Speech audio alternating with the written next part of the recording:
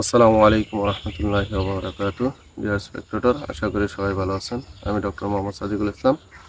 আজকে আমরা নতুন একটা টপিক নিয়ে আলোচনা করব, সেটা হলো ট্রিটমেন্ট।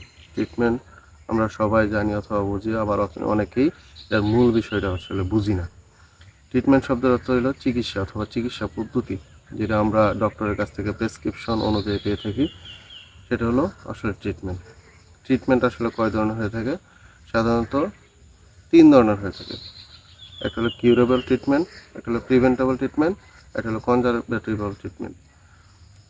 আমরা প্রথমে আলোচনা কিউরেবল ট্রিটমেন্ট আসলে কি। কিউরেবল ট্রিটমেন্ট হলো আমরা জ্বর, ঠান্ডা, কাশি, ডায়রিয়া, যে কোনো ধরনের ইনফেকশন ডিজিজ হলে আমরা, অথবা ব্যথা, যে কোনো ধরনের ডিজিজ কন্ডিশন হতে পারে, হওয়ার পরে আমরা ডাক্তারের কাছে যাই, গেলে ডক্টর আমাদেরকে একটা প্রেসক্রিপশন অনুযায়ী একটা চিকিৎসা অথবা একটা প্রোটোকল দেন, সেই অনুযায়ী আমরা মেডিকেশন খাই অথবা এক্সারসাইজ করি অথবা অন্য অন্য কোনো নিয়মকানুন মেনটেন করি।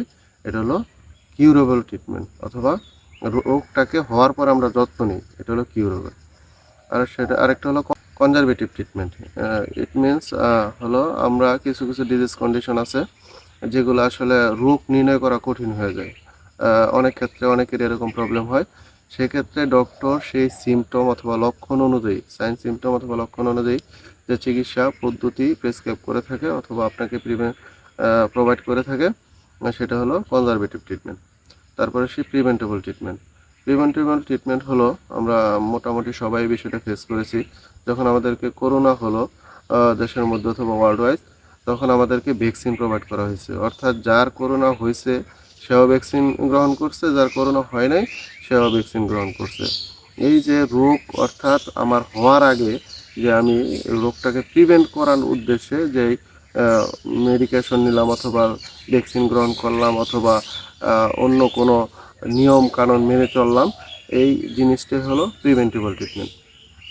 তবে আমরা যারা বিশেষ করে বাংলাদেশে আছি, তারা এই সকল সম্পর্কে খুবই অল্প জ্ঞান আছে, সাধারণ মানুষের বিশেষ করে। আমরা আসলে সবাই কিউরেবল ট্রিটমেন্টের দিকে ঝুঁকি। আমাদের রোগ হওয়ার আগে আমরা সচেতন না, অথবা এই বিষয়ে কোনো ধরনের আমাদের চিন্তাই নেই। তবে সকলের উচিত প্রিভেন্টেবল ট্রিটমেন্টটাকে গ্রহণ করা। ওয়ার্ল্ড ওয়াইজ অনুযায়ী সবাই প্রিভেন্টেবল ট্রিটমেন্টটাকে গ্রহণ করে, যাতে তারা রোগ হওয়ার আগে রোগ থেকে বাঁচতে পারে।